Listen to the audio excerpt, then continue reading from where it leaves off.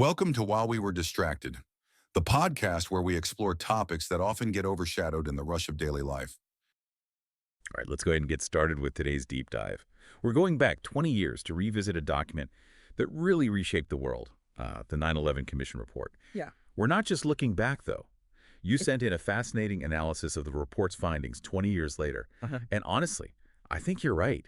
It's time to see what holds up, what maybe needs a second look, and perhaps even uncover some uncomfortable truths about the past 2 decades. It's incredible how a document written in the aftermath of such a tragedy continues to have such a profound impact on our world today, both as a reminder of the past, but also potentially as a guide for the future. Yeah, absolutely. So to kind of set the stage for everyone listening, the 9/11 Commission Report, this was a really in-depth look at what happened on September 11th, 2001. It really meticulously documented the hijacking of those four planes and the utter chaos that ensued.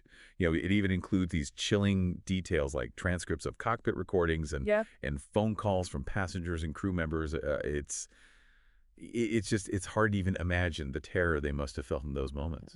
It's truly, truly heartbreaking to read those accounts. I think they really drive home the human cost of this tragedy, a cost that, of course, extended far beyond that one day. You're absolutely right. And going through the report, it's also really clear that, there were some major security lapses that allowed the attacks to happen in the first place. I mean, just think about it for a second.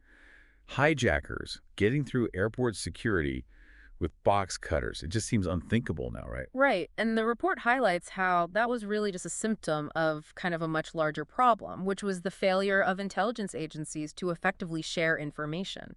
They were operating in these silos, which the report refers to as stovepiping.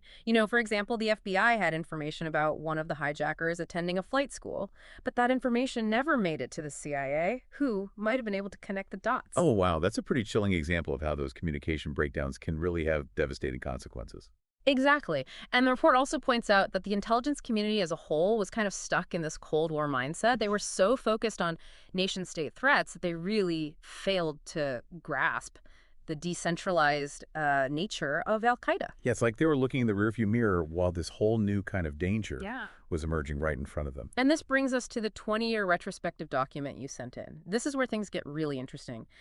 This document argues that while the 9/11 Commission report accurately identified those immediate failures leading up to the attacks, it really fell short in anticipating the long-term consequences of the war on terror. Okay, so let's unpack that a little bit. What the document is essentially asking is, did the response to 9/11, with this huge focus on military intervention and these sweeping security measures, did it actually make us safer?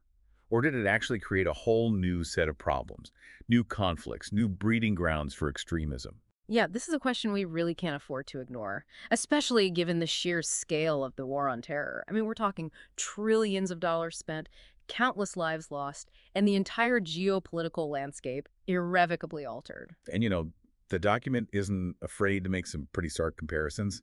For example, it points to the Benghazi embassy attack in 2012, where 4 Americans were killed, and that tragedy led to 7 congressional hearings. But the war on terror that followed 9/11, that spanned decades and countless missions, Yeah.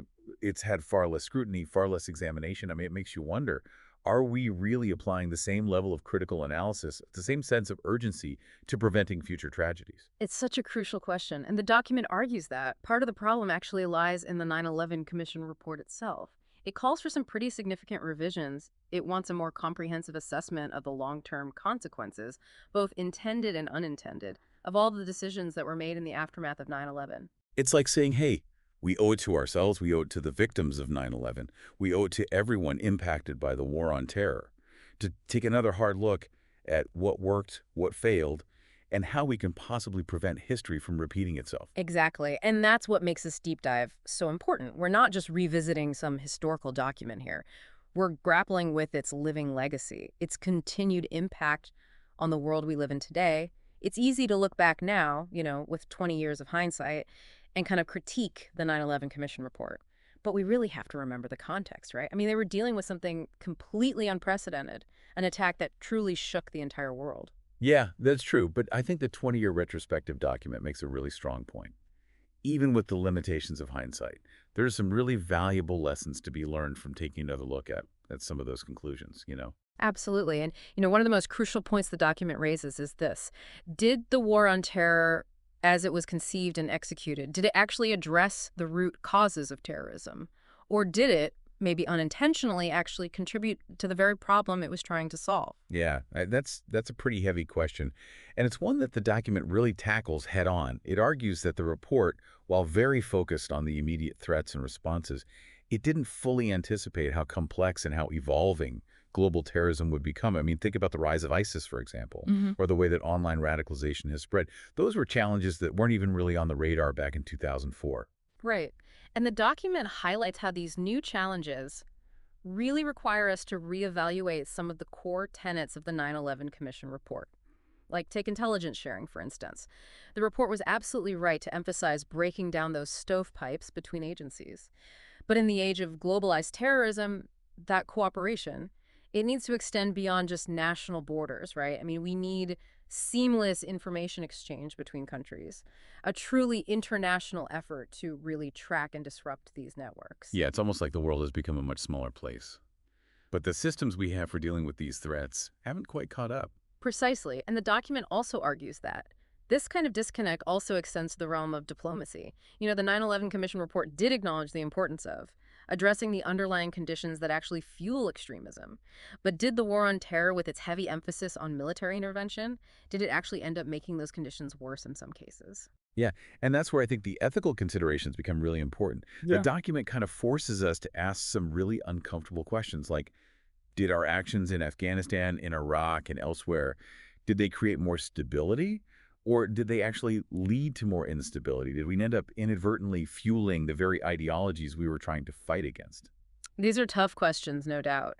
And the document argues that the 9/11 Commission report, as it stands, it doesn't really give us a sufficient framework for that kind of critical analysis. It's like it's saying, hey, we need an updated blueprint, one that takes into account the lessons we've learned, the unintended consequences, and the fact that the threat itself is constantly evolving. Exactly. And it's not just about revising the report itself, it's about a real shift in mindset, acknowledging the limitations of military solutions, recognizing how important it is to actually address those root causes of extremism, and understanding that true security, it requires a lot more than just bombs and bullets. Yeah, it's about building a world where dialogue can replace division, where understanding can overcome fear, and where we're actively working to prevent these tragedies from happening, instead of just reacting to them after the fact. Absolutely. And this brings us back to that Benghazi comparison. The document uses that tragedy, which, as you mentioned, sparked all those congressional hearings, Yeah. to kind of highlight a potential blind spot in how we approach national security. I mean, are we applying that same level of scrutiny, that same commitment to understanding and prevention to this much larger, much more complex issue of global terrorism? It's such a powerful question. Yeah. And it really underscores why this whole deep dive is so important, right? We're not just going through these old documents, we're actually wrestling with their relevance for the world we live in right now and for the future. We're challenging ourselves, and hopefully our listeners too, to really think critically about the choices we've made as a nation, the paths we've taken, and the lessons we need to learn. We truly want to build a safer and more peaceful world. I got to say, going through all this, the 9/11 Commission report, the 20-year retrospective, it's a lot to process. Terrorism, war, global security. I mean, these are massive issues. And sometimes it feels like we're just tiny players in this huge game with these incredibly high stakes. I get that, I really do. But, 20-year document, it actually offers a bit of hope in that regard, I think. It reminds us that even small actions, like the choices we make as individuals, can actually contribute to building a more peaceful and secure world. It's not just about governments and institutions. It's about each of us taking some responsibility. So what did that look like in our everyday lives? What can we actually do to get to counter extremism and promote understanding? I mean, where do we even start? Well, I think it starts with education. We need to go beyond just the headlines and the sound bites. We need to actively seek out different perspectives, diverse viewpoints, and really try to grapple with the complexity of these issues. This deep dive, it's just a starting point. I mean, I really encourage you to keep exploring, to keep reading, listening, and to challenge your own assumptions. It's so easy to get stuck in those echo chambers, right? Yeah. Where you just consume information that reinforces what you already believe. But to really understand something as multifaceted as terrorism, We have to be willing to engage with those ideas that make us a little uncomfortable, right? Absolutely. And it's also about recognizing the humanity of those that we might consider. The other, Yeah. that kind of dehumanizing language, reducing entire groups of people to stereotypes. That's a really dangerous path, and it often leads to justifying violence. It's like that saying, don't believe everything you think. Yeah. Right. We have to be critical thinkers. We have to constantly question the information we're getting, especially these days with social media and all the online echo chambers. Exactly. Develop those media literacy skills. Ask yourself, like, okay, who wrote this? What's their agenda? What voices are missing from this conversation? It's about being an active participant in shaping the narrative, not just passively consuming it. Yeah, and it's about holding our leaders accountable too, right? Yeah. I mean, we have a responsibility to stay informed, to ask those tough questions about the decisions that are being made in our name, and to really advocate for policies that prioritize both security and the human rights. That's such a crucial point.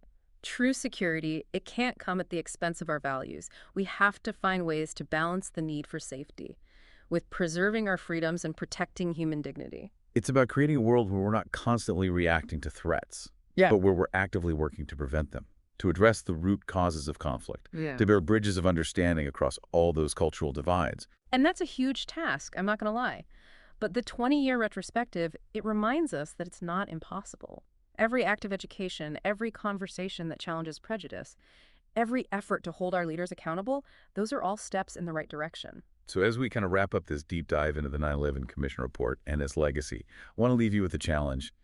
Don't let this conversation end here. Keep learning, keep questioning, keep engaging with these really tough issues. Because at the end of the day, the quest for a safer and more peaceful world, it's a collective one, right? It requires all of us to do our part, to be informed citizens, to be critical thinkers, and to be compassionate human beings. Thanks for joining us on this deep dive. We'll see you next time for another exploration of the ideas that shape our world. Until then, keep learning, keep questioning, and keep diving deep. Don't forget to like and subscribe for the next episode on While We Were Distracted.